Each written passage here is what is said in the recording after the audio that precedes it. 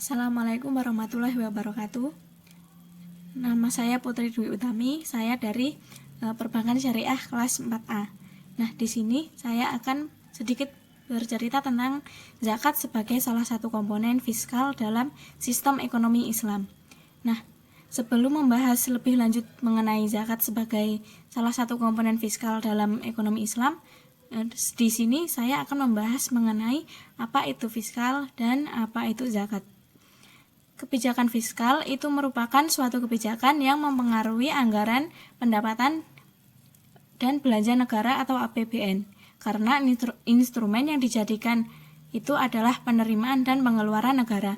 Kebijakan fiskal ini tidak diterapkan secara sendirian, melainkan harus diiringi dengan kebijakan moneter dan perdagangan yang dilakukan untuk mengontrol adanya gangguan yang menghambat jalannya roda perekonomian.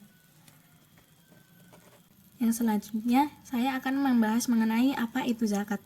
Nah, zakat sendiri menurut Basnas atau Badan Amil Zakat Nasional itu menjelaskan bahwa yang dimaksud dengan zakat itu adalah zakat yang berasal dari kata zaka, yang berarti suci, baik, berkah, tumbuh, dan berkembang. Nah, sedangkan menurut Peraturan Menteri Agama Nomor 52 Tahun 2014, zakat adalah harta yang wajib dikeluarkan oleh seorang muslim atau badan usaha yang dimiliki oleh seorang muslim untuk diberikan kepada yang berhak menerimanya yang sesuai dengan anjuran syariat Islam. Lalu, siapa saja yang berhak menerimanya atau menerima zakat ini? Nah, dalam Islam sendiri ada 8 golongan yang berhak menerima zakat ini, yaitu yang pertama fakir. Fakir adalah mereka yang hampir tidak memiliki apa-apa sehingga tidak mampu untuk memenuhi kebutuhan hidup mereka. Yang kedua adalah miskin. Nah, miskin ini adalah mereka yang memiliki harta namun tidak cukup untuk memenuhi kebutuhan dasar kehidupan. Yang ketiga ada amil. Amil adalah mereka yang mengumpulkan dan mendistribusikan zakat. Yang keempat ada mu'alaf. Mu'alaf ini adalah mereka yang baru masuk Islam dan membutuhkan bantuan untuk menguatkan dalam tauhid dan syariat Islam. Yang kelima ada rikob. Rikob adalah budak atau hamba sahaya yang ingin memerdekakan dirinya. Yang keenam ada ghorimin. Ghorimin adalah mereka yang berhutang untuk kebutuhan hidup dalam mempertahankan jiwa dan izahnya. Kemudian yang ketujuh ada fisabilillah. Fisabilillah adalah mereka yang berjuang di jalan Allah dan dalam bentuk kegiatan dakwah, jihad, dan lain sebagainya. Yang terakhir ada ibnu sabil, adalah mereka yang kehabisan biaya di perjalanan dalam ketaatan kepada Allah. Zakat itu ada berapa macam sih? Nah, di dalam Islam ini zakat itu dibagi menjadi 2 macam, yaitu yang pertama ada zakat fitrah. Zakat fitrah adalah zakat yang diwajibkan atas setiap jiwa, baik laki-laki maupun perempuan muslim, yang dilakukan pada bulan Ramadan. Zakat fitrah ini di Indonesia berupa beras sebesar 2,5 kilo atau 3 kilo.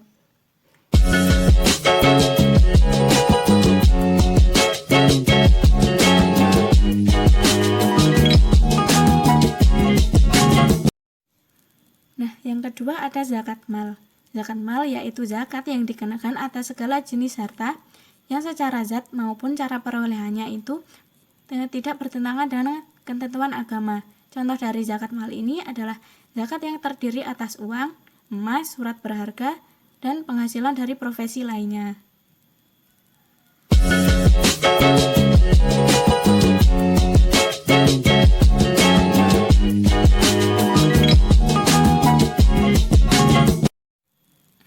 Lalu, apa saja kaitan zakat sebagai salah satu komponen fiskal dalam ekonomi Islam? Kalau kebijakan fiskal dalam ekonomi konvensional atau kapitalis itu hanya merupakan suatu kebutuhan untuk pemulihan ekonomi akibat dari adanya krisis dan untuk meningkatkan perekonomian agar dapat mencapai pertumbuhan ekonomi yang lebih baik. Nah, sedangkan dalam ekonomi Islam, kebijakan fiskal ini merupakan suatu kebijakan negara yang menjadi hak rakyat, sehingga kebijakan fiskal ini semata-mata bukanlah untuk perbaikan ekonomi saja, melainkan untuk meningkatkan kesejahteraan rakyat juga. Setelah itu, bagaimana sih kedudukan kebijakan fiskal dalam sistem ekonomi Islam? Nah, pada umumnya, kebijakan fiskal di suatu negara itu meliputi tindakan pemerintah yang tentang pajak, kegiatan penyelenggaraan pemerintah dan bantuan-bantuan pemerintah.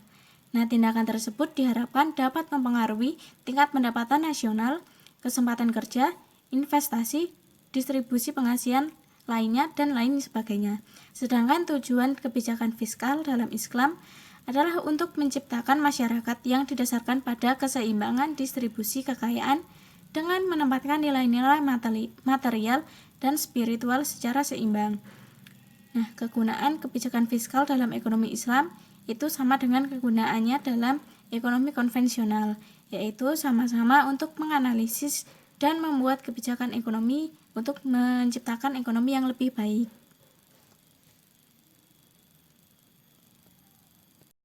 Lalu, kenapa zakat dijadikan sebagai komponen kebijakan fiskal dalam Islam? Nah, pada dasarnya pelaksanaan zakat selama ini merupakan kegiatan masyarakat yang ingin mensucikan hartanya.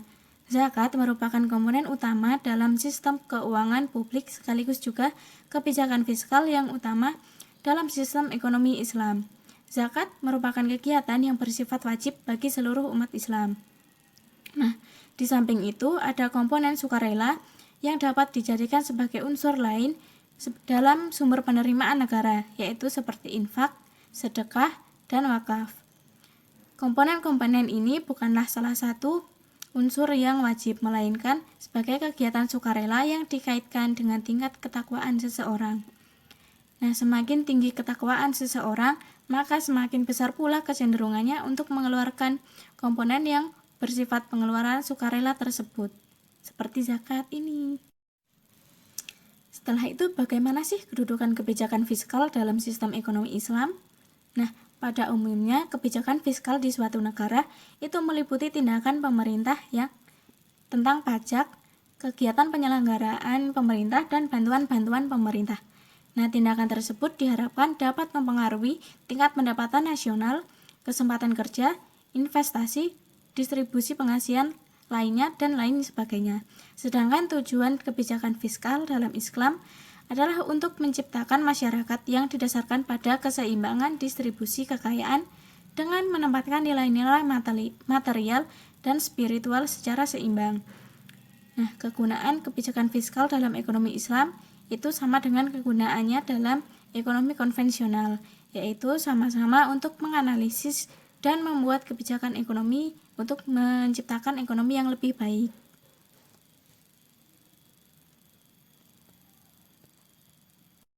Nah, segitu saja yang dapat saya sampaikan. Semoga bermanfaat bagi kalian. Apabila ada kekurangannya, saya juga mohon maaf yang sebesar-besarnya. Wabillahi taufik wal hidayah. Wassalamualaikum warahmatullahi wabarakatuh.